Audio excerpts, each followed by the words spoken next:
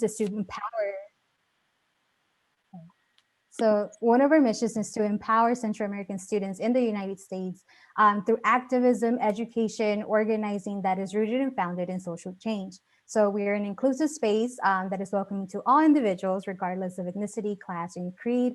And we would love to see you guys in other future events. So make sure to follow us on Instagram on our social media handles, which will be linked in the chat. Yeah. So now let's just get started on our community guidelines. So keep in mind that these guidelines were created in the spirit of creating a safe and brave space for everyone to engage in meaningful dialogue. So we ask all participants to abide by them. So make sure to be respectful to others, avoid antagonistic language, be open to others' opinions, so avoid reactionary responses, be open-minded, not closed-minded, ask and respect people's preferred pronouns and identities. Don't be afraid of ask questions. We have a person that is named as questions. So make sure to ask all your questions to them and send them their way. Be humble. We are all learning and learning together. So there's not going to be any live streaming or recording without any verbal consent as well. So it has to have the consent of all the participants. So we ask that you please abide by that. And last but not least, make sure to make space for others, but also take space to share. We want to hear from you. We want to hear your voices. And this is what like an open space is for. So yeah, I will pass it now on to Jennifer. So hi, everybody. My name is Jennifer Carcamo. I am a member of CAIGA, the Central American Isthmus Graduate Association. I'm also a PhD student at UCLA in the history department. And before jumping into it, I also wanted to share a little bit about CAIGA. CAIGA is a sibling organization of UNICA. We share the same values and principles and the work that we do, coming together and creating a space to support specifically graduate students at UCLA who are doing research or any type of community work related to Central America.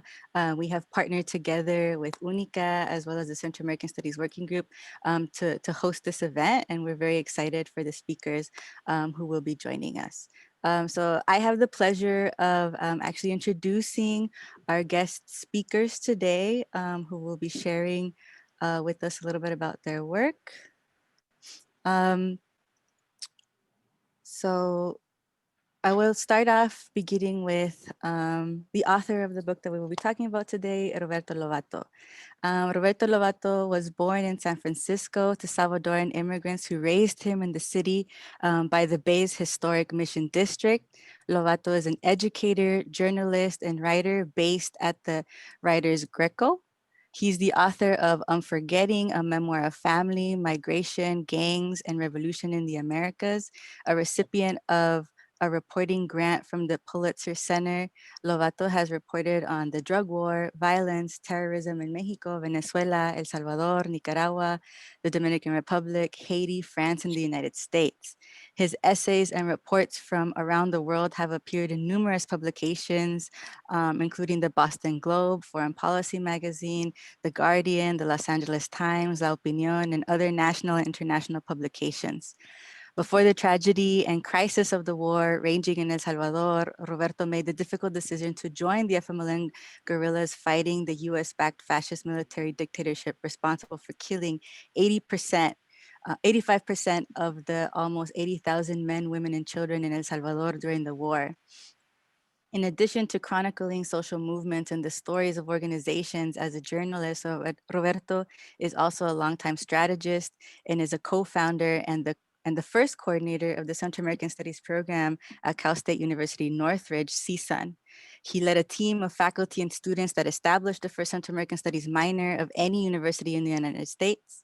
Most recently, Roberto joined authors Miriam Gurba and David Bowles in co-founding Dignidad Literaria, the movement advocating for equity and literary justice for the more than 60 million Latinx persons left off of bookshelves in the United States and out of the national dialogue. Next, we have Rosanna Perez, who will be providing commentary on Roberto's book. Rosanna Perez was born in El Salvador and immigrated to the US in 1983 after being released from prison where she was held as a political prisoner. Since her arrival, she has been at the heart of the Central American Solidarity and Sanctuary movement in Los Angeles. She is a co-founder of El Rescate and Clínica Monseñor Romero, two organizations that have helped Central American refugees and others for over 35 years. Perez is a founding member of the first Central American Studies program as well in the nation at Cal State Northridge, established in 1999. After 20 years of community work, she returned to school to finish her education, which had been interrupted by the Salvadoran Civil War. She holds a BA in English Lit and an MA in Interdisciplinary Studies, English and Spanish Lit. Currently, she works at the Children's Institute, providing support to children and families who have suffered intra-family and/or community violence. She is a former board member of the Mesa de Arte y Cultura, an advisor on the board of the Salvadoran Consulate in Los Angeles, and is co-founder of the Salvadoran Writers Association in Los Angeles. Perez is the editor of Flight to Freedom, the story of Central American refugees in California, which profiles 8 Salvadoran community organizers who pioneered the foundation of the community organizations that still provide services to the Central American and Latinx community at large. Her piece, Back and Forward, is part of the Wandering Song, Central American Writing in the United States. And she recently graduated in June 2020 with an MFA in Creative Writing and Poetry from Antioch University in Los Angeles. So thank you, Roberto and Rosanna. We're very much looking forward to hearing your insight and thoughts. I will now pass it on to Roberto. Thank you, Jennifer. Is there any delay in my voice and saying? No, we can hear you. Okay, so then I'll keep the camera on at least long enough to say hello and welcome everybody, and thank you to Jennifer and Neda and Alfredo and others who've organized this.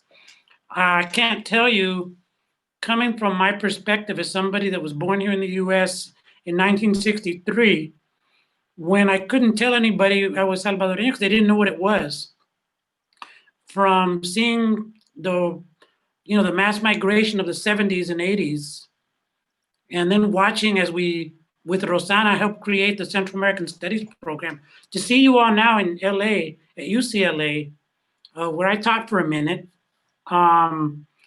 creating this new program in Chicano and Central American Studies to create Caiga and Única is so edifying to me. I can't tell you, and I really sincerely am honored to be with you and share a conversation.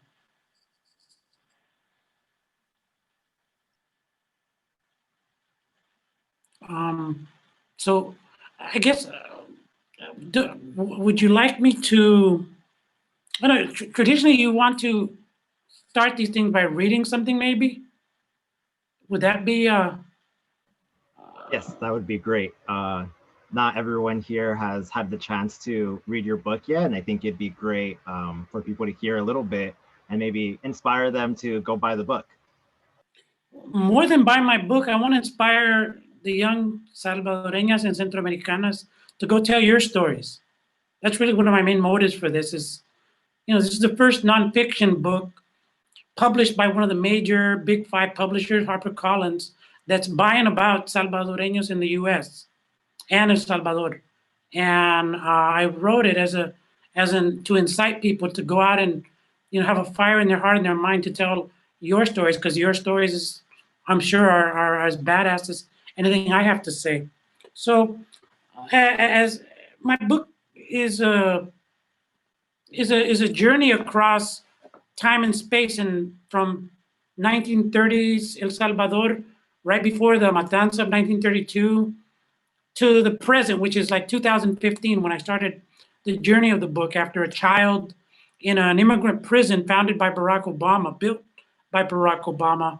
A child and his mother tell me this, just one of those many stories you hear that have afflicted our community. And, I decided I'm going to do something about that, and decided to spill the beans about what I've seen and known that's behind that story. Because as I don't need to tell any of you that are in the audience right now that, you know, the superficiality of the story of Salvadoreños in those awful news reports of gangs, or those two-dimensional images of pain on immigration, or the sound bites of suffering, you know, I have like this whole different perspective, like all of you have.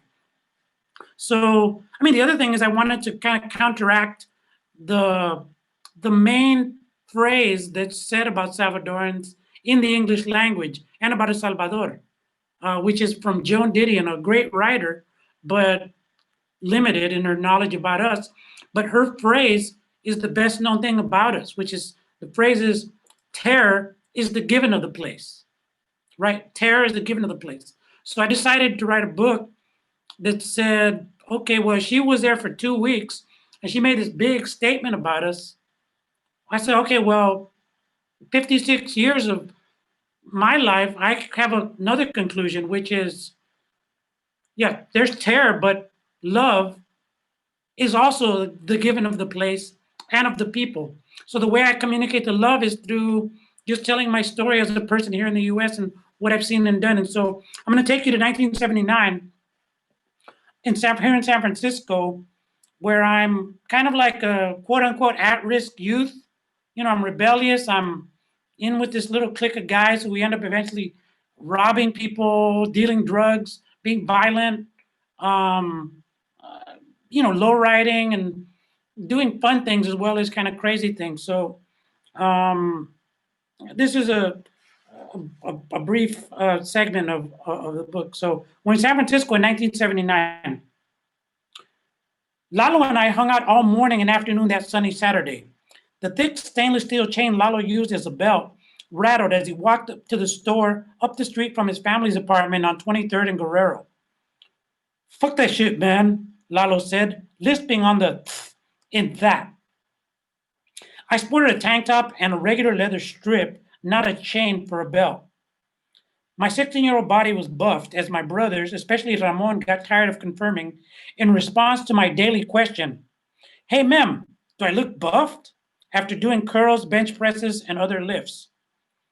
Do you mean more buffed than you when you asked yesterday, or only since you asked a few hours ago?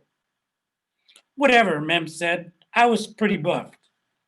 As Lalo and I reached the sidewalk in front of the store, a big cholo-looking dude in a Pendleton shirt, baggies, and wino shoes bumped into me. Watch your ass, Ese, the big cholo shouted. I wasn't sure how to respond. Some of me wanted to avoid fighting. The buff part of me weighed in on the side of punching. But before I could act, the cholo dude pushed me. I fell on the sidewalk, breathing in to ready myself to either get hit or start firing back on him. As he prepared to start wailing on me, I got up and tackled him. Barely conscious of what transpired, I gave him a right hook to the face with even more fury than I'd ever given the punching bag at the gym at Mission High School. I kept punching until his mouth, nose, and back of his head were bloody. I got up and continued into the store, proud of what my buff power had done. Decking a big cholo gang dude with such ease was cool. I felt like fucking Rocky beating Apollo Creed. Little bitch, not so bad after all, I grumbled to Lalo as I approached the tall fridge with the drinks. As I decided to unroot beer, Lalo's voice called out from the front of the store, Tito, watch out, he's coming at you again. The big cholo dude approached me slowly, his head cocked to the side, like he was sizing me up, and moved around me like a boxer in a ring prepared to fire me up. I quickly gave him a sidekick I learned at Carlos Navarro's Kempo Karate Studio on Mission Street. The kick landed on his chest. I kept kicking him in the chest and the stomach and head, back to the door until he was outside again and fell to the ground, nearly unconscious. My internal voice was bragging. Check out what I did to that fucker. But outwardly, I didn't let on that it was a big deal. I went back into the store where Lalo and I finished our purchases, then went back to Lalo's house. Lalo's parents had baptized him Edgar, a name he detested.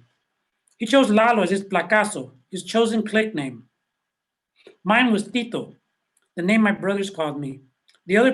Others had placazos like Scrapo and Casper. The only one of us who didn't have a name was my best friend Hiram. Nobody knew why. We were all insecure together in our not very hardcore, not very serious as a clique, and not very originally named Los Originales. All of us except Hiram had major issues with our fathers. When I returned to our crowded Folsom apartment from Lalo's, Mom let me know my orders. Your father wants you to go to Hunt's with him. Fuck him, Mom, I fired back. He wants me to go to Hunt's while he buys and sells bullshit. You know to calm yourself, that temper of yours, es el demonio, and will only get you into trouble, Mom said. Demonio? You call yourself Catholic? You help him with that bullshit. Don't you, Mom? Come on. That bullshit helped you pay for you and your brothers and sisters' education, she reminded me, as she often did. And you know what it is? You know that it was your abuelita who started buying stuff in San Francisco and then sending boxes on boats to El Salvador, right? Yeah, I responded reluctantly, knowing that it was in fact my grandmother who started our family's contraband empire. I know. Mom knew how much I loved her and Mamate. All of us did. I'd hear stories of long trips from the port of San Francisco to the port of Acajutla, not far from Ahuachapán. Mamate had been the first in our family to establish herself in the United States. You should go hang out with Mamate, Mom told me, knowing Abuelita's good-natured picardia would light me up. So I went to Mamate's house on 20th and Valencia. She greeted me with a big smile, her silver front teeth reminding me of the Jaws character in the James Bond movie. So I'm going to jump real quick in the name of time, and after I leave Mamate's house. Around 8, I left Mamate's to find my homies to do our usual, drinking, smoking, and snorting in St. Peter's parking lot. We also stole cars and committed other crimes, which put me in a bind when I railed against Pop's shady dealings, making me something of a hypocrite. After hanging out with Los Originales at St. Peter's parking lot, I came home drunk and high that night to find Pop waiting for me. He was standing outside my room. I stumbled as I tried to sneak in quietly through the window, as was my habit whenever I came home wasted. Está borracho, Pop said in recognition of my inebriated state. Estoy borracho y qué? I said, using the familiar Cholo phrase, meaning, and what of it? A clear and unprecedented act of defiance in a household where Pop lorded it over my laid-back brothers and sister like an old-school Salvadoran patriarch. The shock in Pop's eyes surprised me. So did the hint of fear. I'd never seen him look scared. Alongside my own fear at my defiance, I felt something unexpected. My own power, my inner rebelde. Pop yanked me down the hallway, around the corner, and into his room. My stomach tightened, preparing for him to slap me, or worse, and administer the more lasting punishment. Curses of hijo de 60,000 putas, or huevón, and other standards in Pop's repertoire of humiliation. In his room, he stood next to his bed while he went behind the door of his room and pulled out a stick he kept in his room for burglars. He stepped closer to me in the slow, deliberate way he knew created dread and drew back to start hitting me with the stick. He was screaming something, but I barely heard him because I was leaving my body. But before I completely disassociated, something pulled me back, and suddenly I was charged with electricity. Before the stick landed on me, I grabbed it from him. In my crazed state, I paused to gaze at the stick, stopping time to stare at its wood and contours. And then I broke it in two. Fuck, what are you doing? Pop's punishing you for fucking up. Don't do this, a part of me thought. But I continued to do the previously unimaginable. I grabbed Pop by his thin shoulders and pushed him onto his bed in what was both an angry display of power and a way to prevent him from beating me and me from retaliating in kind. Despite all his limits, he loved me. Through my tears, I saw Pop's look of shame and confusion. For a moment, his eyes looked like those of a child. I could suddenly see how vulnerable he really was behind all the machismo, and my sadness started overcoming my rage. Unfortunately, Pop's rage started its second run. He reached behind the bed and his hand emerged clutching his .357 Magnum. He pointed it at me. You're never going to touch me again, or I will kill you, hijo de 60,000 putas, he yelled. I pulled down my shirt to show my heart and said with heavy, drunken irony, go ahead, shoot me, your beloved son. Before things could escalate further, Mom rushed crying, no, no, stop, both of you, stop, please, you're killing me. Mom separating us added a new low to an already devastating moment. Pop crumpled. Her look at him was as fierce as I'd ever seen. I started crying as well. Pop simply looked away. So that's just a little story from my my days of rebeldia. Like, part of what I'm trying to show in my book is that these ideas of, political militancy and rebellion, oftentimes, if not most of the time, have a link to the injustice we learn at home and how we respond to the injustice. And I think coming from a culture of silence, a culture of violence that is a part of Salvadoran experience, along with a culture of being outspoken and being peaceful and beautiful and loving, I wanted to draw out Salvadoranness in all its complexity. So maybe I'll just leave it there and have Rosanna come into the conversation so we can talk. Thank you.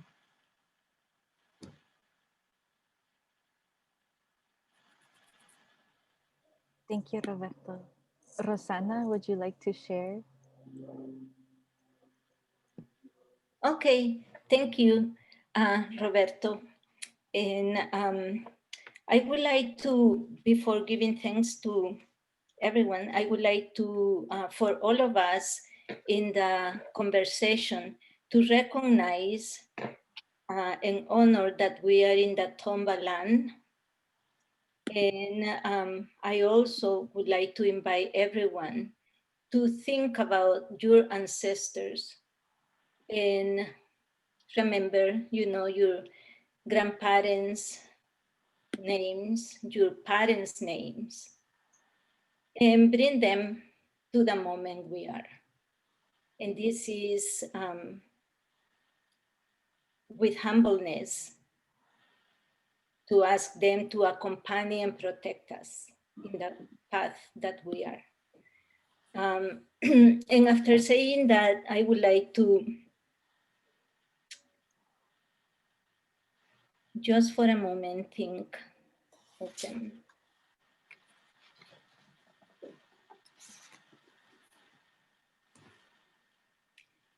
Thank you. I'm going to be bringing my paper to read, and here it is. So I would like to, first of all, thank Kaiga y Única, Aaron Montenegro, and Jennifer Carcamo, and the other students who have organized this.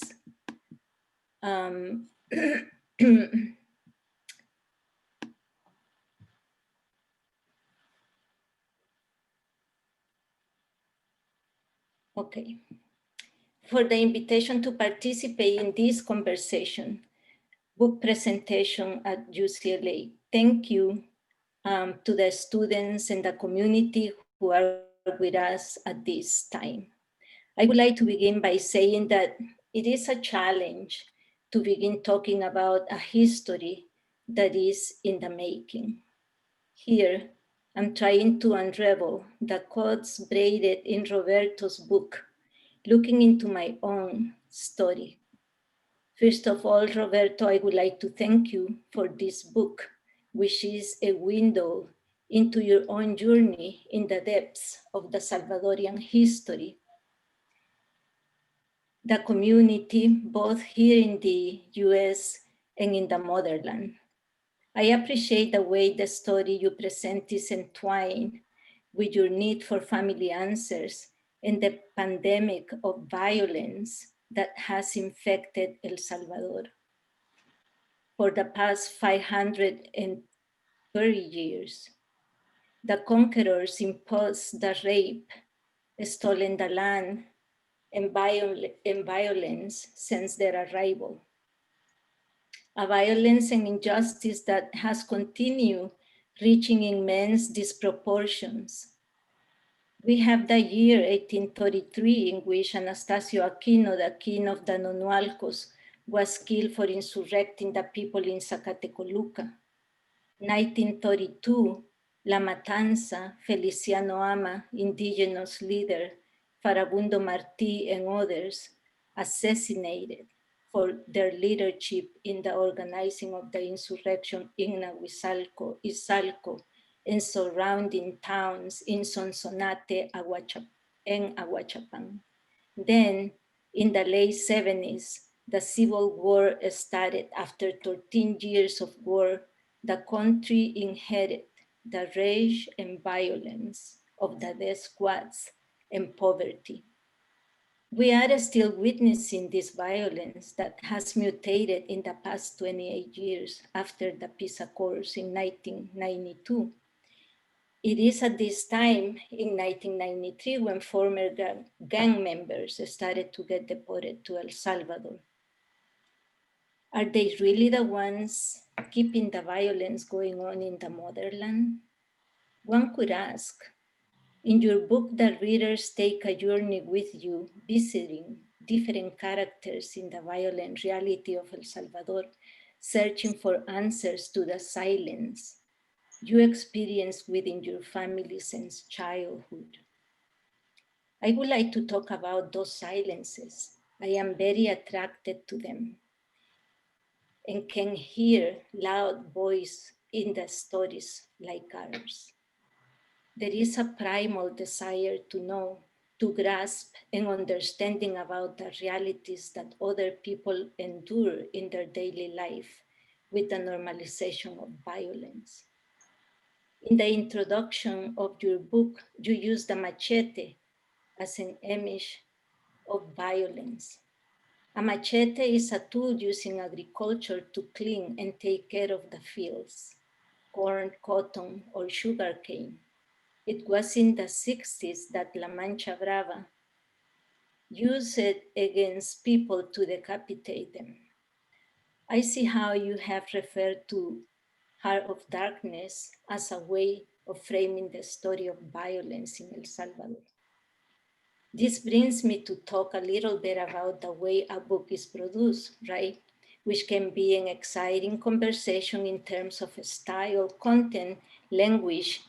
And I would like to say that you use a lot of Spanish in your book and colloquial language, which is great, and other things. Very important to learn how to convey the writing strategies with the feelings and intentions of the writer. In that end, I appreciate your use of back and forward, looking into what had happened to us. I see my own story in your story, and I imagine many people in our community will also identify with it. The use of meta stories is great, and you use it really well when it comes to family history. Speaking of family stories, is a great reflection on family relations. The secrets families hold and keep from each other then only contribute to the collective trauma that we have inherited by history. On page 155, you state, now I realize that learning both Salvadorian history and the history of my family was essential to understand my story. And I would like to thank you. This is indeed a great realization. Otherwise, we walk through life blindfolded, without direction, perhaps with a fragmented identity, which is part of the work violence does. The anger and resentment are part of the pain of the destruction of the country and our lives at once. When we come to terms with our history, it gives us a sense of power and belonging. We know who we are, and we can do something to support our community. On page 299, you write, I have tried to sew together the fragments of my life to illustrate how oblivion itself is violence. This is a profound statement. Oblivion itself is violence.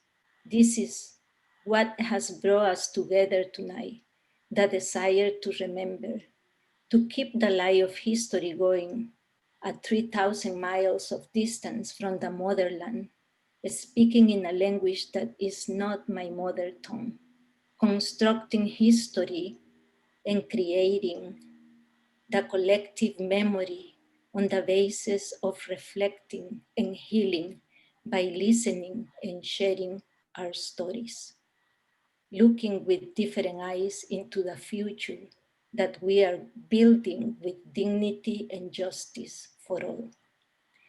And I would like to leave it there because I think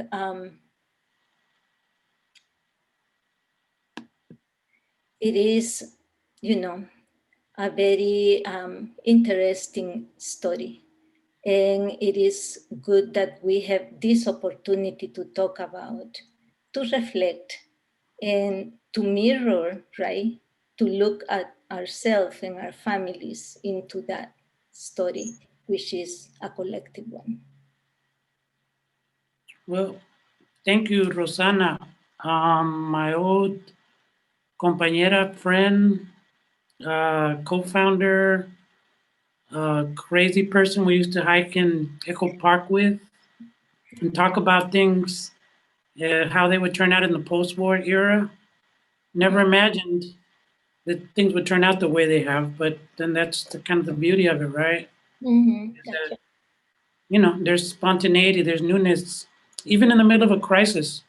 And I think that's part of what I'm trying to do. Like the things we're silent about, for example, is that, if you define Salvadoreños as purely people of immersed in violence and terror, even in the public image, there's none of the color, none of the smells of our family parties, none of the courage and overcoming that, like your story. People that don't know, Rosanna has a badass story, as do a lot of Salvadoreñas. I'll just share a little bit of gossip, like about Central American studies to get at the ways that the silence that you're talking about works. So when we created Central American Studies at Northridge, the people that were involved, I don't know if you remember, Rosanna, but I never understood, like, how the hell did all these people come together? And then one day we're all eating around a table, and I'm noticing, like, oh, wow. Everybody is not, we all knew everybody was ex-Frente in some form. Different factions of the Frente, for one. So we were transmitting knowledge of another order, of another kind, not just academic, intellectual knowledge, but political knowledge. But there was another knowledge that was beyond that. And I was trying to figure out what it was, that something, and I didn't have a word for it until this one day when we're sitting around having lunch, and then there's Fulano eating a vegetarian burrito, Joaquin eating another vegetarian burrito, you're eating some kale thing that you created at your house or something, a salad. And so then I went out and I said, look, he lost his sister to the death squads. He lost his brother. You had a very traumatic thing in your life like that. Everybody around had this heavy trauma and that you had all what was fascinating to me was that you had all kind of, it wasn't that vegetarianism is the answer, it's just the vegetarianism was an expression of this will to move beyond the war era, because guerrilleras and guerrilleros in El Salvador and in our circles were a dime a dozen, right? One of every 3 Salvadoreños was organized against the state during the war, according to a study at the UCA, and you can see it. I know we have some scholars in the house, so you can look at my bibliography for the citation in NACLA. But so, it wasn't just that everybody was ex-Frente, but everybody in that program was stretching themselves spiritually in ways that were really different, and as expressed, one expression of which was the vegetarianism. So I think that's a stretching beyond the silence that we as a people carry, and in the darkness that we carry. So yeah, my attempt, by the way, the use of Heart of Darkness in my book, I used to refer not to Salvadoreños, but to the policing and military structures. My book is a dive into the heart of darkness that is actually that of the United States, right? Because the book's as much about the U.S. as it is about El Salvador, right? Because I'm like I had to, in order to get the book published, I had to communicate to people on my own terms. Like, you will not tropicalize me, because tropicalization is one of the only ways that Latinx authors are allowed to enter the media system, the publishing system. And so I insisted. I'm born here. I got Hunt's Donuts, where my dad used to run his contraband operation out of, on the cover.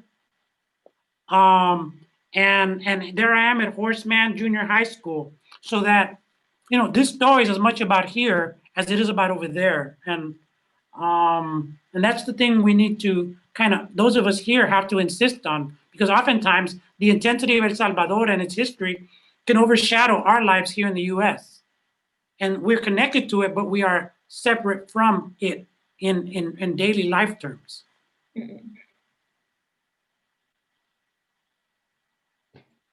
¿Cómo la ves? It seems to me that it is very important to discuss these topics. It might be difficult sometimes, and it is very important that transnationality of identity, right?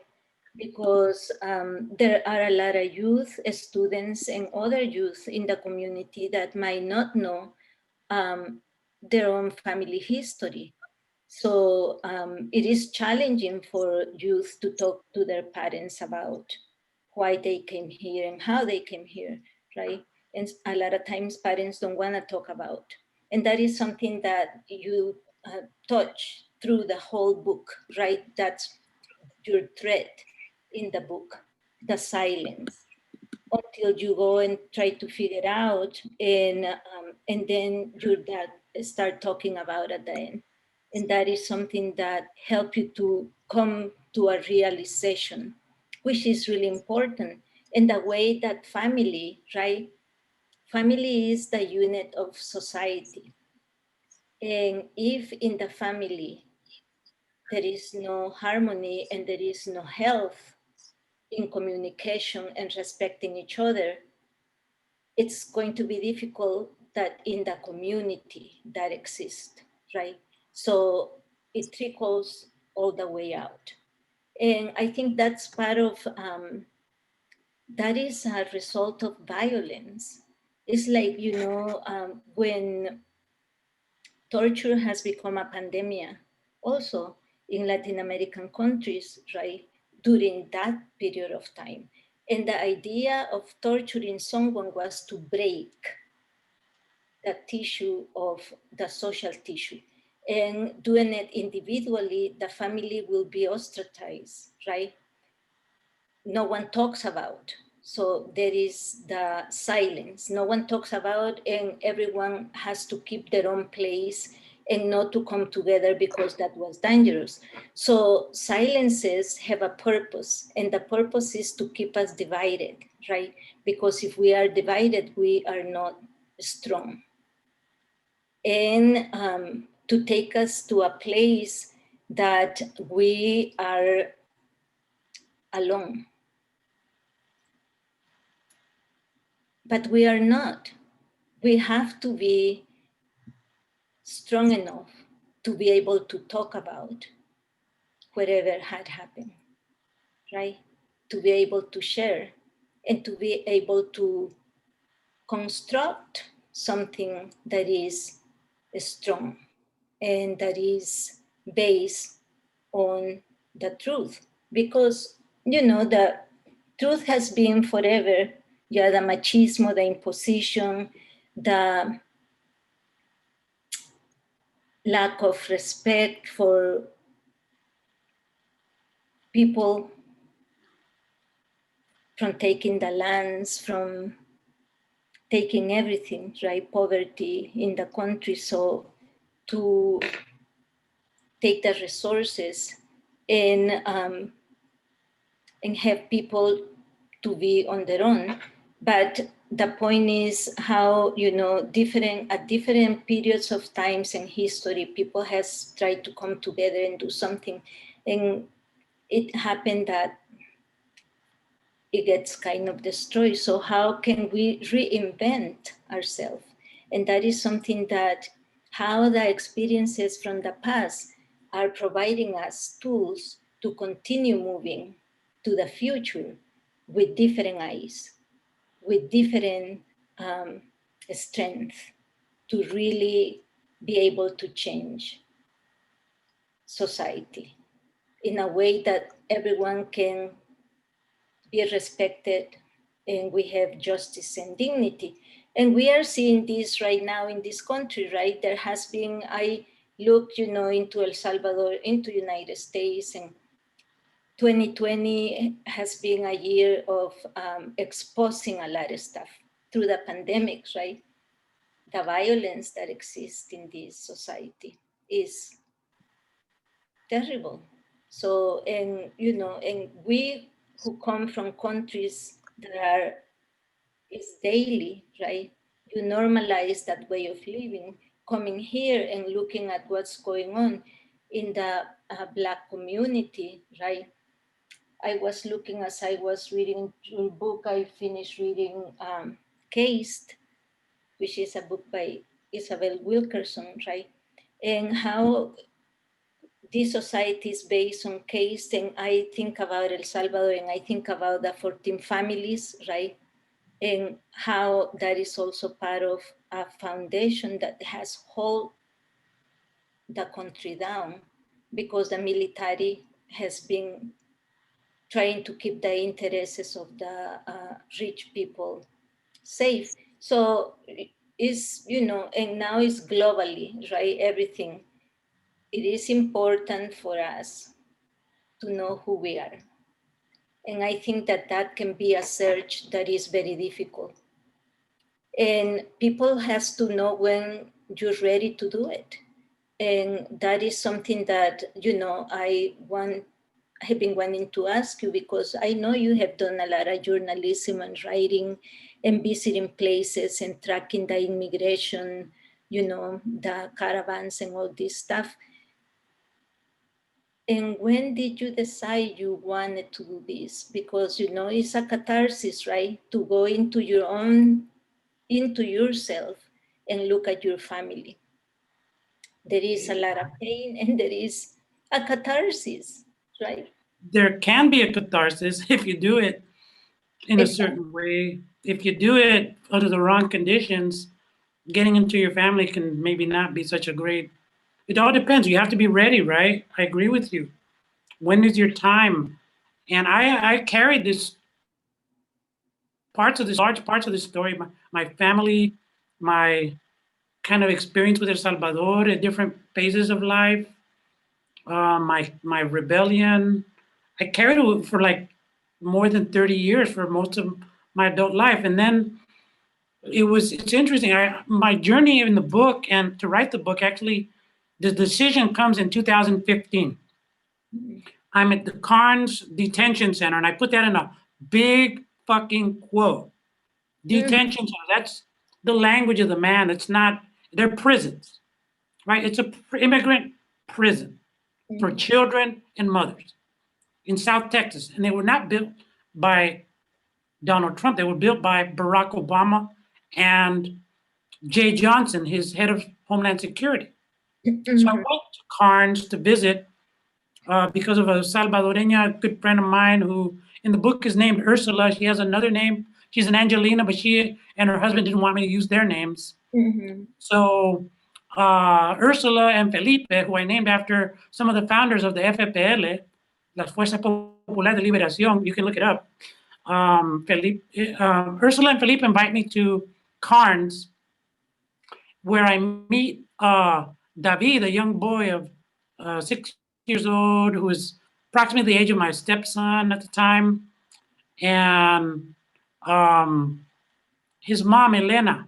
And they tell me these stories in this immigrant prison where, some of the kids had their necks scarred from trying to hang themselves. where some of the women had slit their wrists. They were scarred because they had tried to slit their wrists. The conditions were so awful.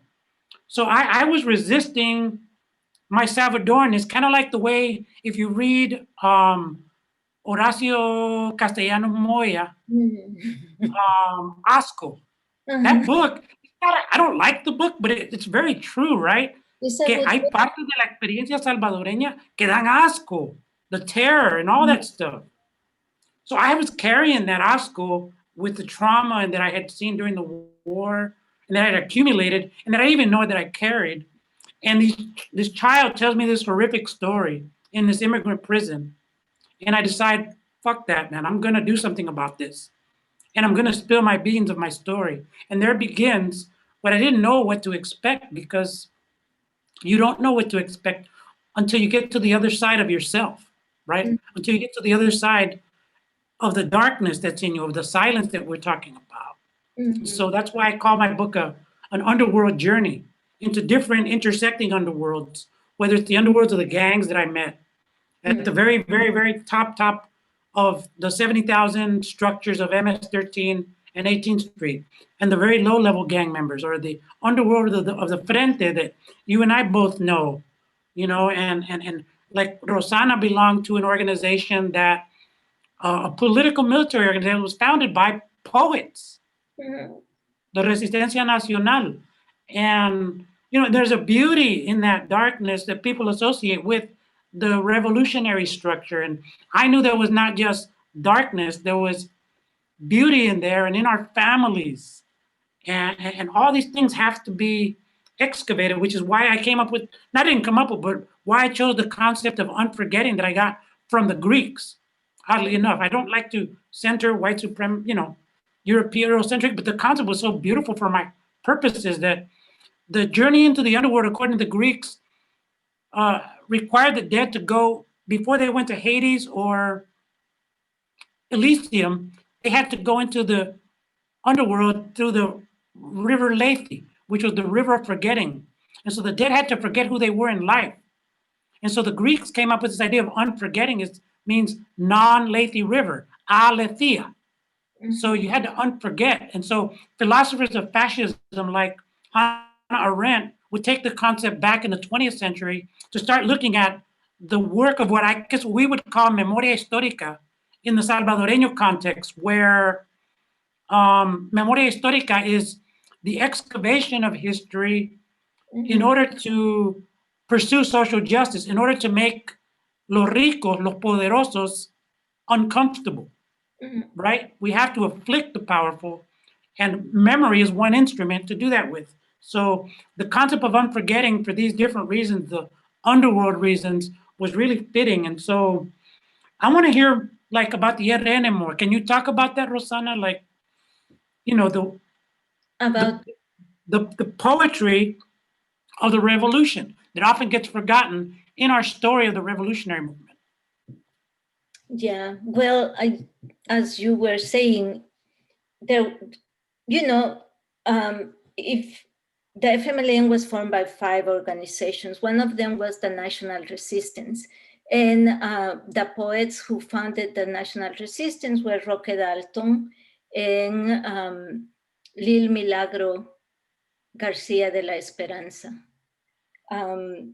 And there has been a majority of the people who were part of that organization were intellectuals, professors, students, people who had, you know, some education. And I want to say this because within the 5 organizations, the FPL, you know, was one of the organizations that have a great group of campesinos, peasants.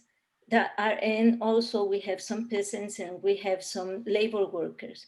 But there were other organizations that had a bigger group of the population. So, and sometimes people, and some organized people, think that having education or reading poetry is part of being a bourgeois, right? You are a petit bourgeois, or you are a bourgeois because you have an education. And it is true, some people think about that, but the thing is, at least in my situation, for me, my grandmother and my mother always will say, education is very important. It is what it will make us free, because you will go anywhere you have to go, and your education, no one is going to take from you. So, and poetry, is part of education, right? And the sensibility that people has to write about something, to keep that memory. And that could be ugly or that can be beautiful, but it doesn't matter, because the idea is how we share those feelings and that history that otherwise will get forgotten. And I really like your analogy here, I'm sorry, with, the Greek word that you have used, and for aletheia, and I'm forgetting, inolvidable, right? Because it's something that is inolvidable, it's unforgetting. Yeah. And the work. Uh-huh. I put a thing in the chat for those that want to know more about the RN and the history of the Frente, and a different history that's a brilliant history is from our former colleague at Northridge and our mutual friend Joaquin Chavez, whose book is reviewed by this eminent scholar at UCLA. I forget her name. What is her name? Oh my God, Jennifer Carcamo. Jennifer reviewed for Naklev Joaquin's book. And Joaquin's book is an excellent history of the revolutionary movement told by someone who has intimate knowledge of the revolutionary movement. It's just some scholar coming from the US kind of parachuting into the movement, right? And he's, an impeccable qualifications as a scholar. So I want to encourage people to see that. But the other point about Unforgetting for me is Hannah Arendt was kind of a liberal, but she was a brilliant fucking liberal, right? She came up with this phrase that said, terror enforces oblivion. And I kind of like thought about that. I was like, it's true, but also oblivion enforces terror, right? Oblivion enforces terror because if you want to create, like, I go into the book, I go and I interview miembros de los escuadrones de la muerte, people I didn't even know they were escuadroneros until I, start getting to know them a bit. And they're like there. And like a lot of our families, I mean, I used to go, we were at Northridge. I don't know if you remember, Rosanna, but I would ask my students to go and research their families, get at those stories. And sometimes the stories would come out and find out, yeah, my tío fue un escuadronero, right? Because it's like, the military dictatorship and the terror are so embedded in the structures of the institutions, but also in our families, that they're normalized. So that's why it's so important to unforget in a very political way. It's a political act for me to unforget.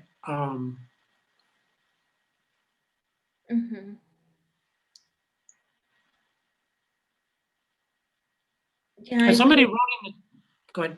Yeah, I don't know, maybe there is going to be open to questions, but I would like to say one thing about what you are mentioning now, because oblivion, right? It can be part of something that it will allow the repetition of what we have seen, of what we are witnessing. So how we can, change that? How can we make it different? I think it is by having these conversations.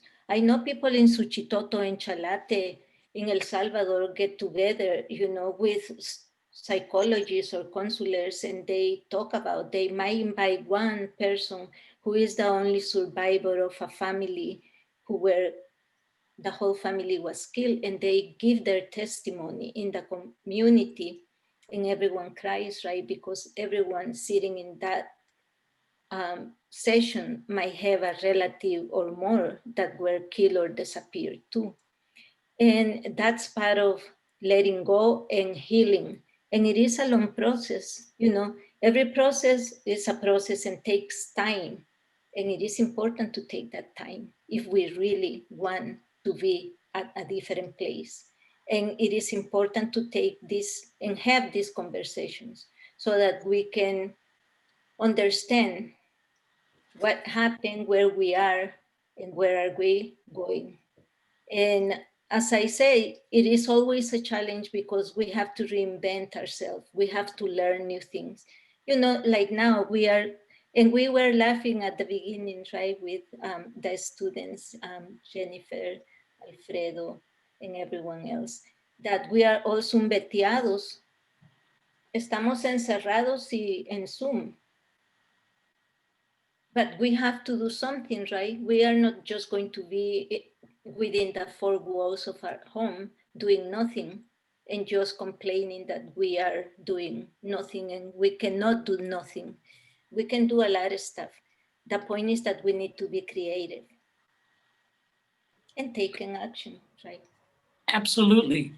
One of the reasons I wrote the book was to model behavior for our folks that are going to follow. I mean, this isn't going to be the last book published by one of the big five publishers, pero estamos abriendo brecha like we did with Central American Studies, right? Start the path and then people go and do their thing.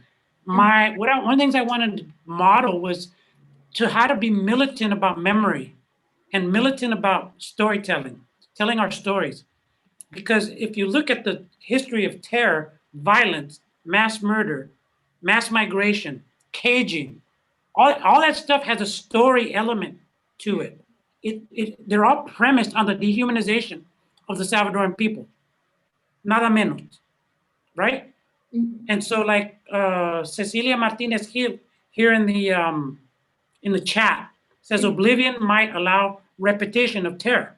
Mm-hmm. Hell yes, absolutely yes, because like I've interviewed these death squad operatives. I've known Pentagon people that were involved in some of the creation of this terror. I've interviewed them, and inevitably, what you find is oblivion. You have a subject that has no memory of themselves. For example, as a Salvadoreño who looks indigenous, who has this indigenous history, but is completely cut off from it, and so that makes for a good soldado, a good escuadronero. Similarly, a young kid in a gang who doesn't know any better, doesn't know any of their history, why they feel so pissed off like I did when I was a kid, right? And because I didn't know why I was so pissed off, I did things that maybe weren't in my best interest or in the interest of my health. So I really want to, incite people to be militant about memory, because you don't get Donald Trump without forgetting. But you don't get Barack Obama, right? And we need to think about Barack Obama and Central Americans right now, because we're about to enter a stage of Joe Biden wins with Kamala Harris. You're going to see a return to the the continuation of the caging, separation of children, and pushing families to die by the thousands in the desert, as happened under Obama's border militarization. But that wasn't reported by my peers in the media. They didn't want to report that. You're not hearing that in the campaign. You're hearing it in Trump, and the people that are echoing that are Obama operatives. If Biden wins, you're going to see a return to the silence about the caging, separation, and killing foisted by the Democrats. And so I want to encourage people to really think about that as we hopefully go for a change and get rid of the fascist Trump, to kind of start dealing with those that have fascist practices like caging, separating, and killing children. Mm-hmm. Muchas gracias, Roberto and Rosanna. This has been an amazing conversation. I just want to remind folks that if you have any questions, that you can send them as a private message to the person and the participant that their name is questioned, and then we can ask Roberto and Rosanna. Well, I have a question, and you all have been touching upon it. But Roberto, you just published your memoir. Rosanna, you have a memoir as well. I was wondering if you two can talk a little bit about the power of memoirs and how we can use them as scholarly works. I feel that like a lot of times in academia, memoirs aren't really considered to be like a piece of data that's like powerful and that we can use to like, move our theories forward. And I'm just wondering like, if you all can talk a little bit more about that, like specifically, how powerful memoirs are and why we should utilize them more. To be honest, I'm still learning about this because I didn't know what would happen when I wrote this. It was powerful in my own life. I don't know about many of you watching right now, most of whom I'm assuming are Central American, but I never really had an arc for the relationship to my father, the other central figure in the book. I never had an explanation. I had these confused feelings. I love Pop, but then Pop's got this violent stuff, this humiliating stuff, and I fucking hated it, and I rebelled against it, but I didn't have a way to put it together. And then to write my book, I had to develop the arc of the story. And after writing it, I realized, wow, the arc of my story with my father was love Pop, love and hate Pop, love, hate, and rebel against Pop, and then against the Salvadoran and US state, and then love Pop again. So there's a power at the personal level, but I think it has its parallel in the political realm and the intellectual realm to memoir. I didn't realize it has it's very intimate. We all have a heart, and our hearts beat in similar ways.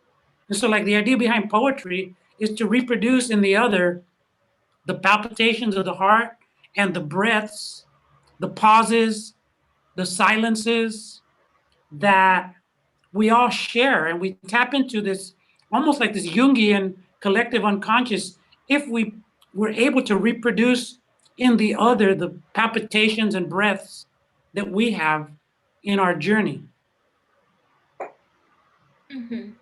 I just would like to say something. The thing is that literature is very influenced by Eurocentric frame, right? And if you are talking about academia, or the novels have to be this way, or fiction has to be this way, people wasn't too interested in nonfiction because it's too close to reality. But now writers are writing nonfiction, which is reality, but it is too much of a reality, unreal to, so it's a whole game. And the other thing is that I haven't published a memoir. What I have published is a book that is a history of 8 Salvadorians who came to United States, 5 in Los Angeles, 3 in San Francisco, and the reasons why they came and how they got involved in the creation of the organizations that some of them still, Carecen, El Rescate, Clínica Romero, are providing services to the community. But lately, through my studies, right, I have learned that, for instance, what is her name? Caroline Forche, right, has a memoir, which is what they say is what you have here is true. I think it is the name of the book. And they are not calling it memoir, right? But they call it their witness. So, and that is a word that has been used by, I think it started like maybe 20 years ago, when people start more writing about, when people write about the Holocaust, because they're horrible stories. People doesn't wanna get into that, right? It's too personal, and It is too much. But what other way can people write history? You have to start somewhere, and the best place to start is oneself, because you are the one who are witnessing, you are the one who is going through different things. And that can be poetry, that can be fiction, that can be non-fiction, that can be stories for young people, right? Whatever you call it. The point is that how my experience resounds as the universal, right? And then is when it gets validated, because all of us have been kids and all of us have been rebel. All of us have been Tito at some point, right? Defying to our parents and having those mixed feelings of hate and love, and feeling lonely and feeling defeated and love. That's universal. All of us have those feelings. So it depends in a great manner how, you know, the writer brings together, convey intentions and feelings and express them in a way that resound with the reader, right? And that's what it is. So, you know, there is a whole debate, and of course nowadays there is a whole closing of the editorials. They're not editorials. Amazon, don't buy nothing on Amazon, has, you know, monopolized stuff, and you can self publish, right? And so you self-publish and sell your rights to Amazon, and they make the money and they don't give you anything. But the idea is, and sometimes people might tell you what to write or what you need to change in your writing. And that's another thing, committing to something, right? There are things that are ugly and you have to tell it as they are. Thank you so much, Rosanna. One of our esteemed professors at UCLA, Karina Alma, has a question that she would like to ask. Hola. Hi, everyone. Can you hear me? Yes, Karina, we can hear you. Okay, wonderful. Roberto, thank you so much for sharing part of your story.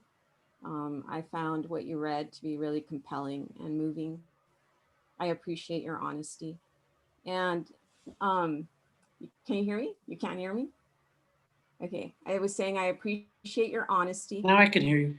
And I appreciate that you're willing to tell so much of your life story. I know it's not easy, and it's not easy also to become kind of like very public in terms of you can't control who's going to read your book, for example, and how that book will be used, for example, right? So just putting yourself out there and putting the truth of your life out there is something to be admired. And so I think that as a community, we could be grateful for that. And my question was, there's so many of us who have written on memory. There's like a long list of scholars, Central American, US Central American scholars who've written on memory, who've also written on forgetting, and including silences. I mean, Lacey wrote a phenomenal article on silences. And so I'm just wondering, why do you think so many of us, no matter what generation you're looking at, are so driven by memory and silences and addressing memory and silences? Wow, that's a great question that's impossible for me to answer. It's a deep question. Before anything, I want to say I'm really so edified and happy to see you getting your due as a scholar, Karina, at UCLA, and you know, being there now. Hopefully, not institutionalized and crazy, but institutionalized in a good way. So I'm happy to see that. And why are we, many of us, kind of taken with memory and pursuing it, right? Well, because let's just speak about those of us here in the U.S. I don't want to speak for folks in Salvador because I'm not over there. But those of us here in the U.S., like Lacey, you're talking about yourself and others of us, I think we recognize intuitively the epic erasure that we have suffered as a result of history. The inability of the United States, the ability of the United States to foist Nazi-like violence on El Salvador.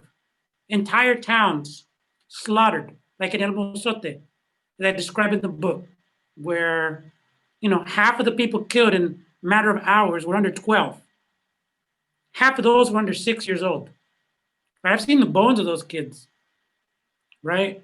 I've been to these sites and spoken with those families, and we know the United States did this, but the United States knows that it did it, and it can't face it.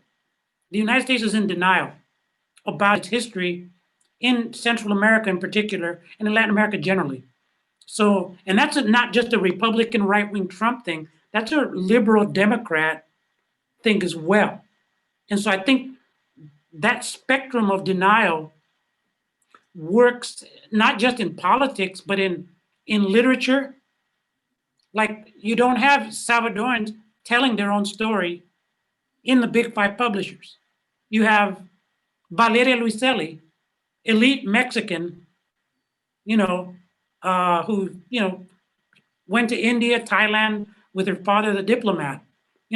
What makes her the best qualified to fictionalize Central American stories is a question I have, for example.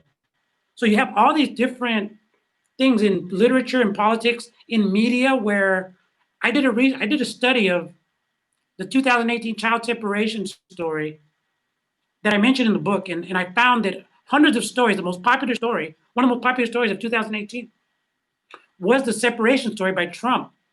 The only people quoted, the only images of Central Americans were two-dimensional images of pain and signs of suffering.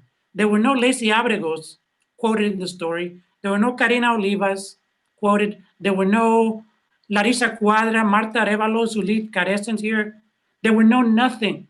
And so we're obsessed because we've been erased by forgetting. So we have no choice, because many of us know the extreme danger that has already proven itself with forgetting. May I say something? I want to say it anyway. Okay. No, definitely go. I just would like to echo what Edna Sandoval is saying about leaving, putting to the side the canon of the testimonials have been put to aside as not part of the literature canon or the writing canon. And that is why we are having counter narratives, right?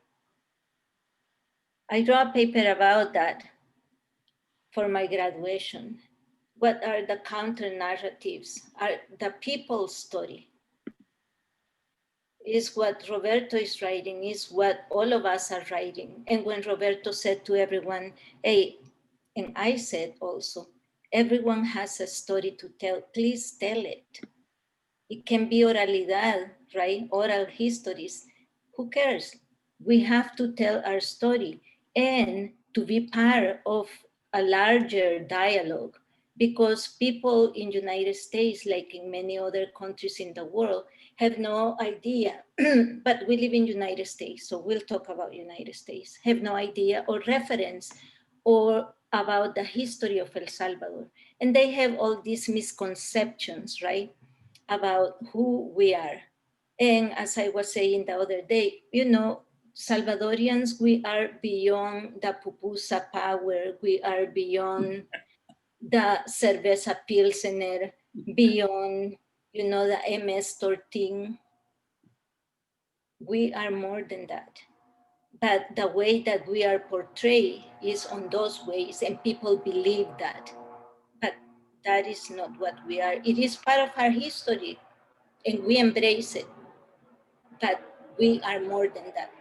And for you being a student at UCLA, for UCLA having a Chicano Central American Studies program, you don't know how good that is and how important that is to having a space, right, in academia where people are going to look at you in a different way.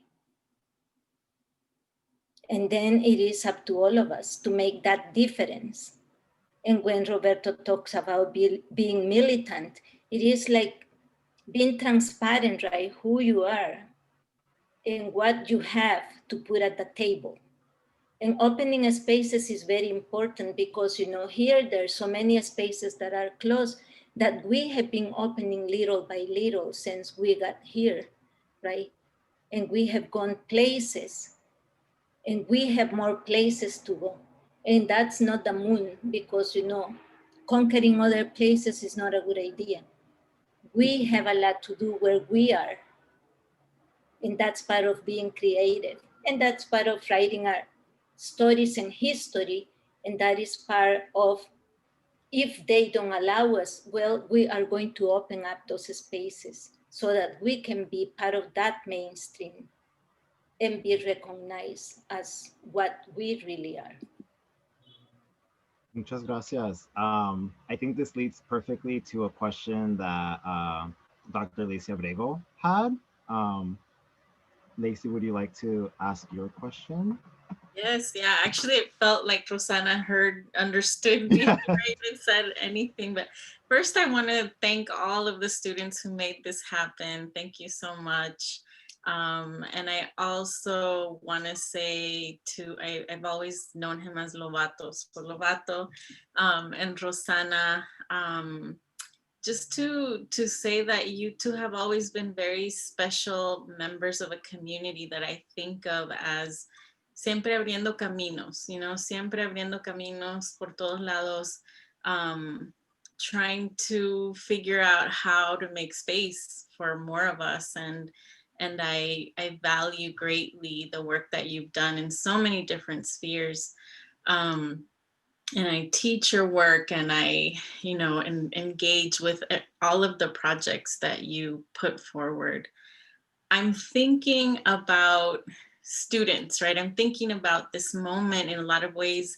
You know, life is hard right now, but it's also this moment of possibility. It's this moment of hope for change in lots of different ways. And so I hear you talking about what you've done and what you hope.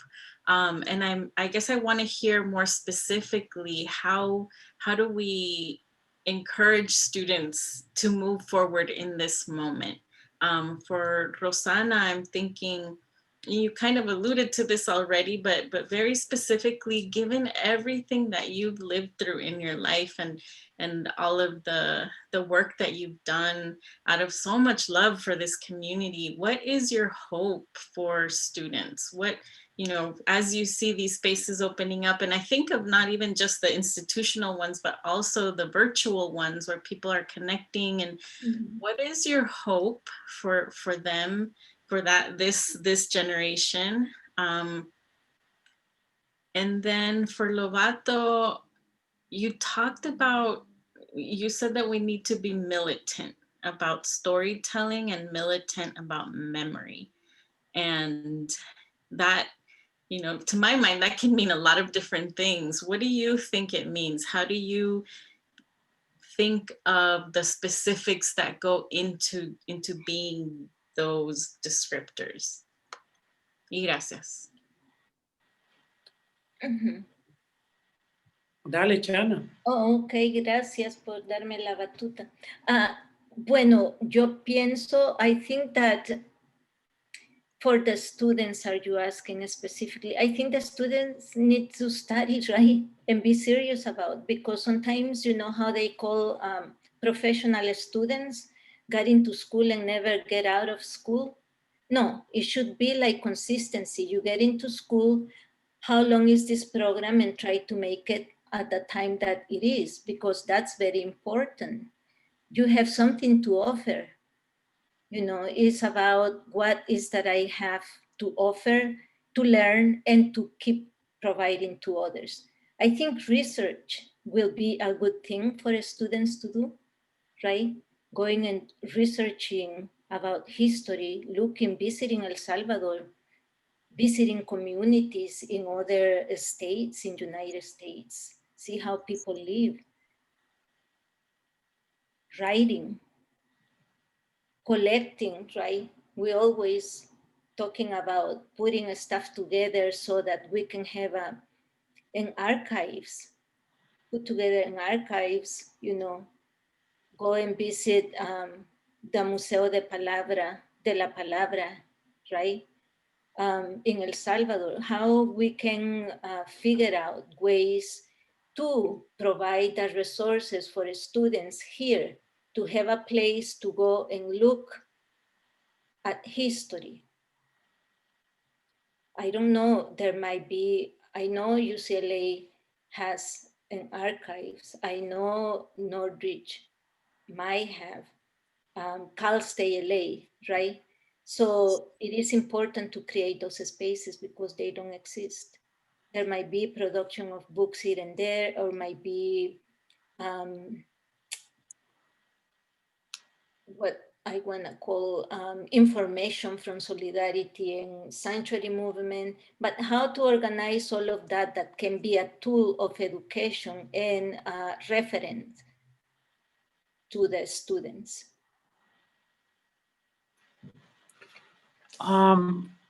Thank you, Rosanna. Thank you, Lacey. Thank you, Lacey, for being Lacey that everybody loves. Everybody loves Lacey for a reason. Your intellectual work is marvelous. Your leadership is great.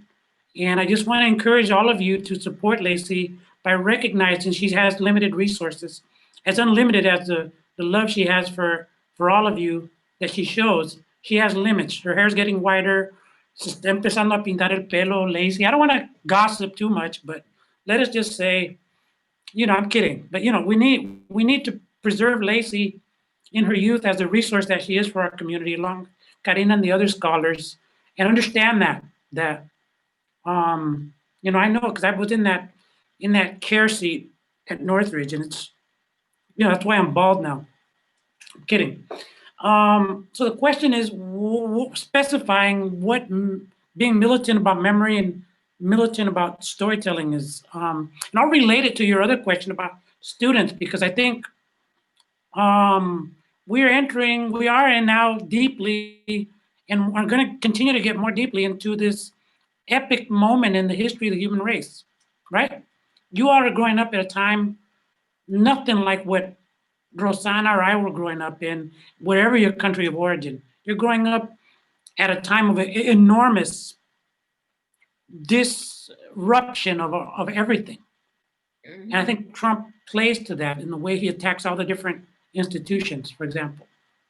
So in such an environment, history shows us that fascists depend on distorting established truths or narratives. And that enables the politics, the policing, the murder that fascists will tend to do. So in the face of that, we need a militant approach to storytelling that is, and to memory that is like, what I mean by militant is that I had to be militant to tell my own story about my father. And Karina's right, it's not easy to talk about your father and your family.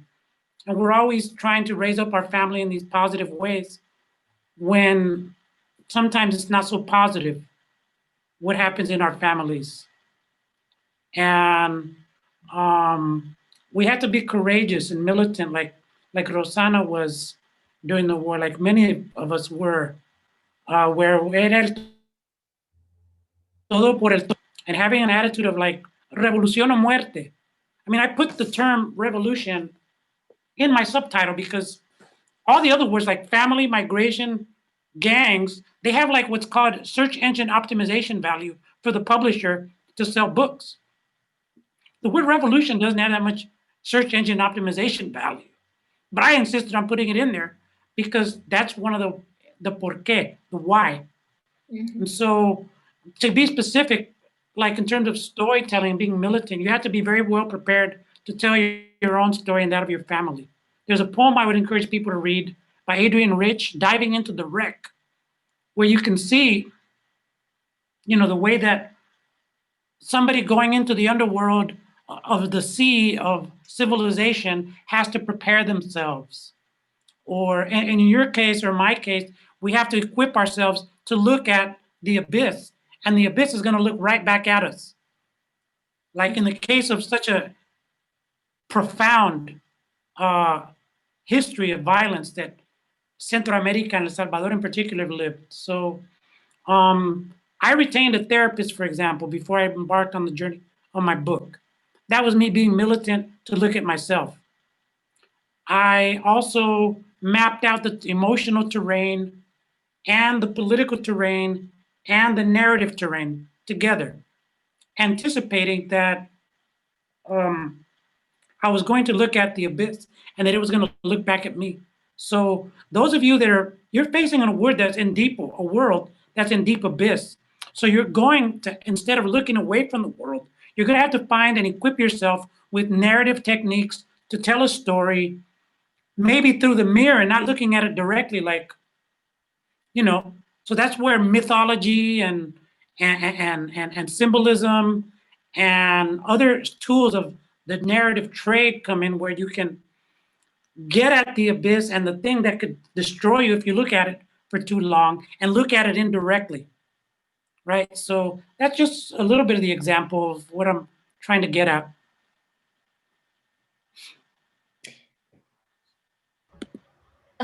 I just want to add something to what Roberto has said, and that is, I guess being militant is having a cause, right?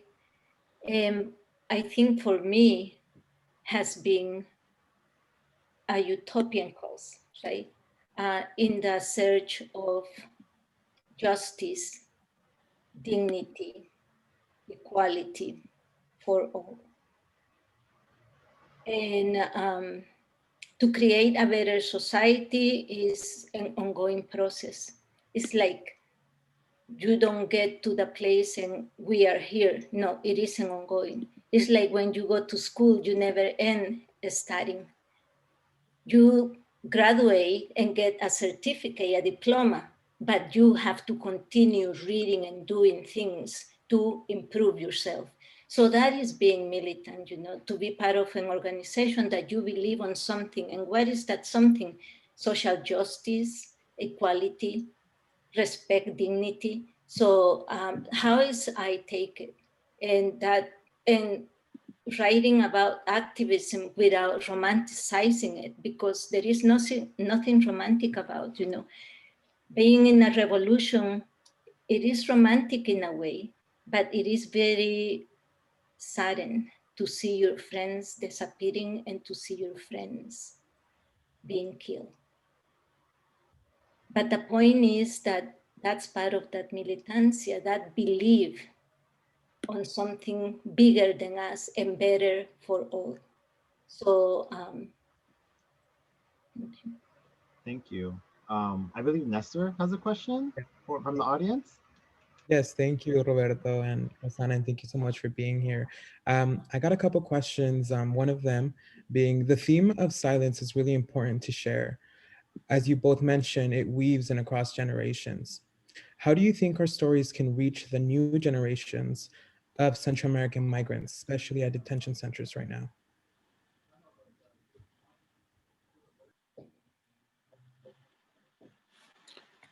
Are you talking about new generations? I just want to be clear, the generations of Central Americanos that are coming now, or are you talking about the people that are in prison right now, or both?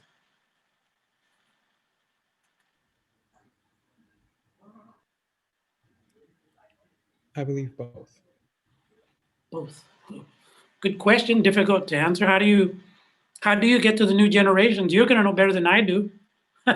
You probably have the answer to that more likely than I do, because the distance generationally is 56 to 20 something, I assume. But I think whatever the way you approach the young people, you've got to consider that right now the mind is being saturated in the 21st century by just tons and tons of beautiful garbage, right? On the internet, television, and all the different inputs, all the different platforms are mass producing beautiful garbage, much of which has ideological content that's destructive to the human condition, which is why you get to where we are right now, where Donald Trump and Barack Obama both cage, separate, and kill Central American children.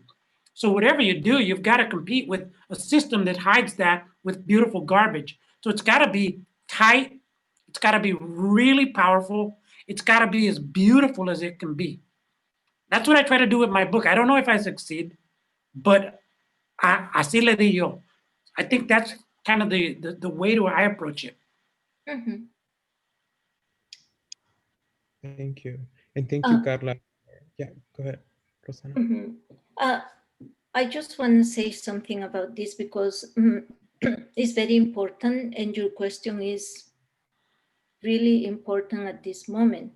Now, when we are writing, oops,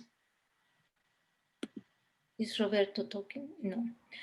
When we are writing, I think we need to take in account that we are living in a global everything on these days. There is globalization. And in a way, the use of language has to be different. It has changed, right? Communication, it's very important. And to talk as we do and start at the basic, which is at home.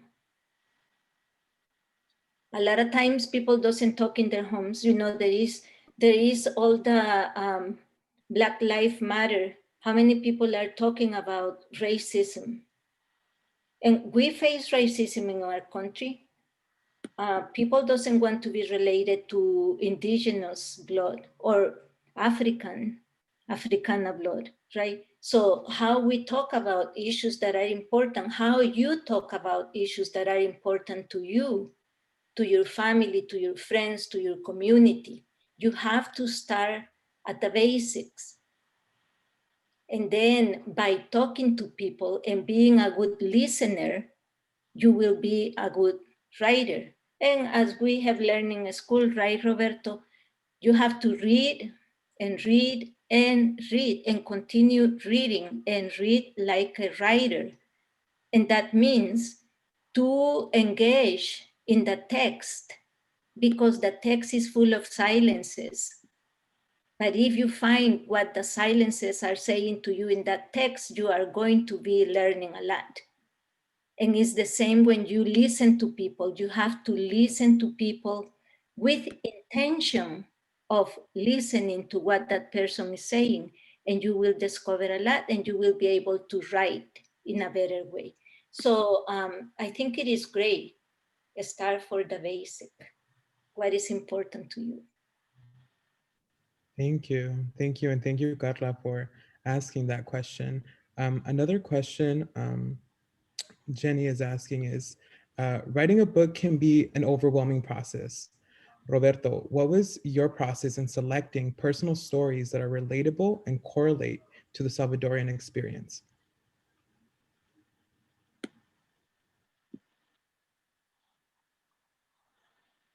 Okay, I'm sorry, I didn't hear for some reason the connection went out or something, but I didn't hear the question. Could you repeat it, please? No worries. Yeah. Writing a book. Can you hear me? Okay. You. Cool. So writing a book can be an overwhelming process. Roberto, what was your process in selecting personal stories that are relatable and correlate to the Salvadoran experience? Good question. Difficult to answer in a brief way, but my process was firstly, I think one of the most important things and underestimated things about writing is commitment. Once you commit to something, really strange, beautiful, and powerful things happen. Things you don't even know kind of come into your pathway. I mean, because it's kind of like love, right? When you flirt, you kind of get a certain thing. But when you love, the whole being read an essay, the essay by Audre Lorde about the erotic as power, right? I forget the full title, but that's in there. You can maybe look it up, put it in the thing, but read that essay about the way that the erotic is a source of power and freedom for, she was speaking mainly to women, but I think it applies across the board because we all have erotic eros in our lives. And it can be a source of power. And so I committed. Once I commit, then shit happens, basically, right? Just like any of you. You're at UCLA, working class, Salvadoran, Guatemalan, Central American students, not because the university is so generous and inviting, but because you committed to get in there and do it. So the same thing with writing, the exact same thing. So it begins with that, and then it begins, how do I select the stories? That was a good point because I made the stupid mistake of just writing and writing and writing until my 4 days before my book was due, and I had written like 145,000 words. So then I just went on to the internet. I looked up how many words are in a memoir on average. And you know how much it is? 80 to 90,000. So I was like, 40, 50,000 words over with 4 days left to turn in my manuscript. So I had to cut and burn and slash all these stuff out of the book. And so, but editing really gives you like a sculptor will envision what it is she wants in the sculpture. And then eventually she'll start slicing it up until it gets to where they want it. And so that's my process is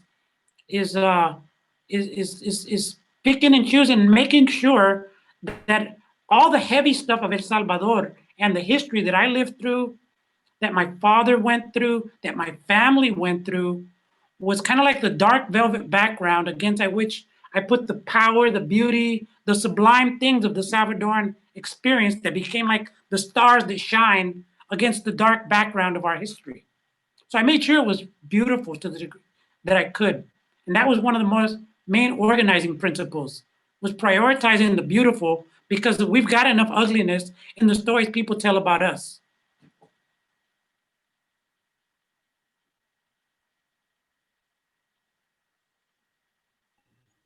Thank you, Roberto. Thank you for great questions. We have another question. Someone wants to know if you, Roberto, and Rosanna will ever team up to write a book.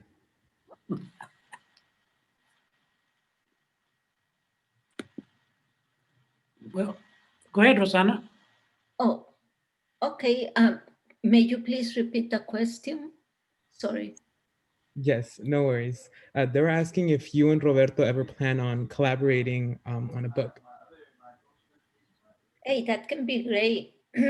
When Roberto's camera works. Yeah, that can be good. I think it is great.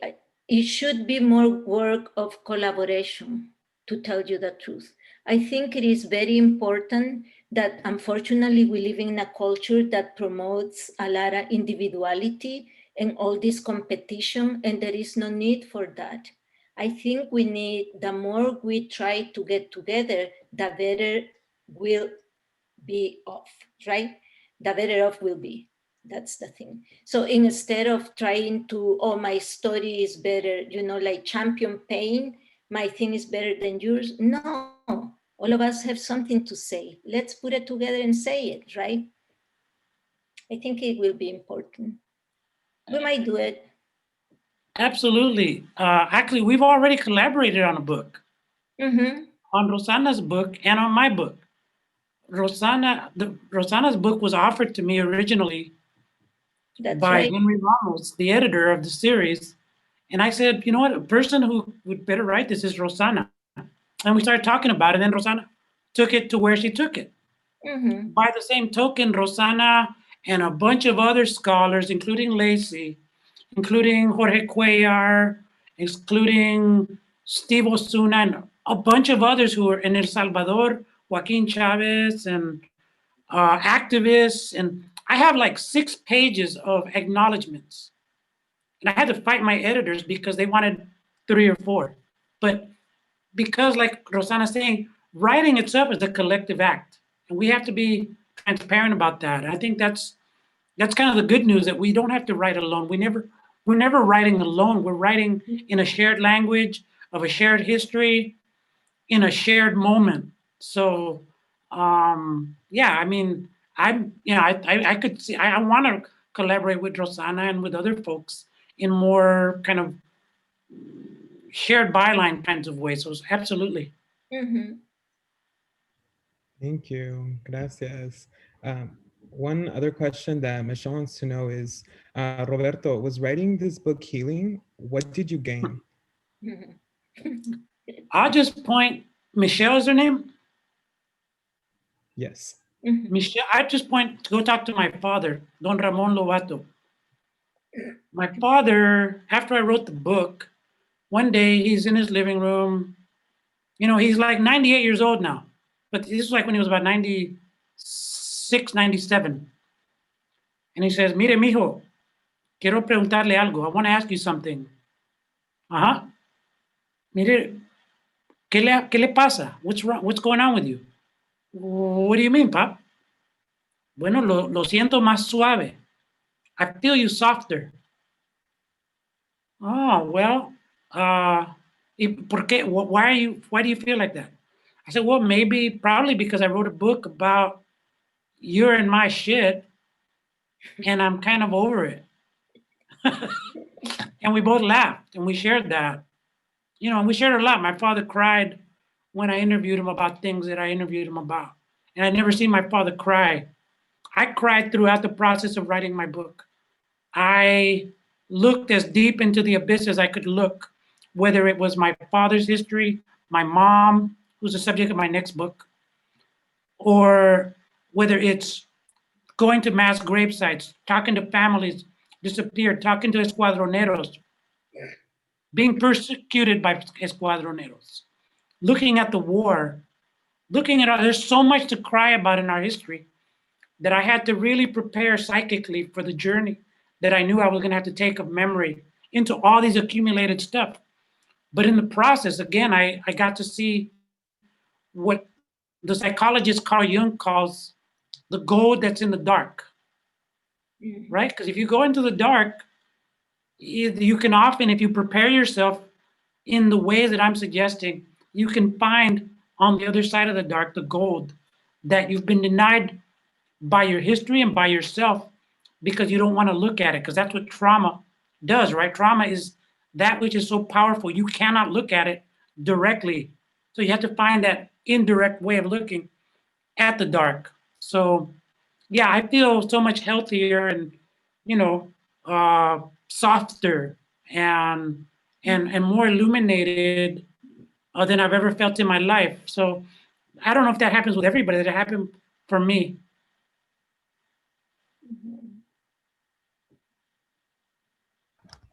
Thank you. And we have one last question before we wrap up. Do you think the generational trauma that happened to the older generation of our families back in Central America has impacted on how Centroamericano estudiantes experience their lives? Dale. Well, I think that's a really good question also. And we can talk about this the whole night because, you know, it's a very complex situation in which nowadays people talk about epigenetics, right? And how the trauma that had happened, it is in our genes.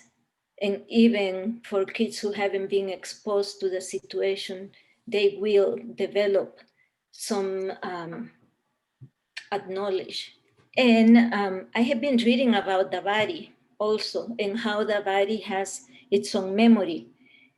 And that is, you know, there might be kids that in their body, they know that something had happened, but they might not talk about, and they might not say it to the parents or family because the family might think that that's weird. But it is important to talk about. And part of the silences we have been talking on this conversation is that people usually try not to ask or say something because it embarrasses them, or because people are going to think that they are weird, or they are not going to care. But it is important to talk about what happened, how it happened, and how it can have consequences on others. So informing, you know, your own family about the situation, the violence, the whatever happened, it's very important way to allow them to decide what they want to do with it, because it's better to know some about something than not to know in cases like this, right? When we are coming from places that there has been violence and it has been a lot of pain, and people carry that pain and doesn't talk about, that silence is going to affect everyone in the family. And then it will continue because has to be a break. And by breaking it, you are starting a process of healing. And when you talk or you write, then that process, you know, it flew and it flows. And everyone will feel better. I don't have much to add except, yes, I think whether you're a student or whether you're a non-student, you're, as a Central American, you're bearers of a great traditions of trauma, but also of insurgency and a fighting spirit. It's extraordinary. But, you know, like as happened with, say, African slaves, you want to if you were the slaver, you, you know, you want enslaved people to not have a connection to their warrior spirit, to the part of them that is going to fight oppression, you know, that they've learned. Because, you know, these cultures have long traditions of fighting back, whether it's African or what we call Salvadoreño before, after 1821, had another expression before 1821. So, yeah, you students, I encourage you to listen to Mercedes Sosa, Corazón de Estudiante. And she talks beautifully about this heart of the student. That song carried me from my student days to the war, and even now I go back and I listen to that, because right now your hearts are being shaped in ways that will carry you forth into the rest of your lives in many ways. So you have to really, really take care of that heart of yours, that beautiful thing that is the motor of social change in the world. If it's not for students, it doesn't change. We need you to take care of your hearts, to be healthy, to be wise in the care of your body that holds your heart. Mm-hmm. And so yeah, I think it affects you, but you know, the good things also affect you too. Don't forget the good things that you've inherited and that you carry and that you are a bearer of, and the beauty. And I just conclude by saying thank you to all of you for this time to share.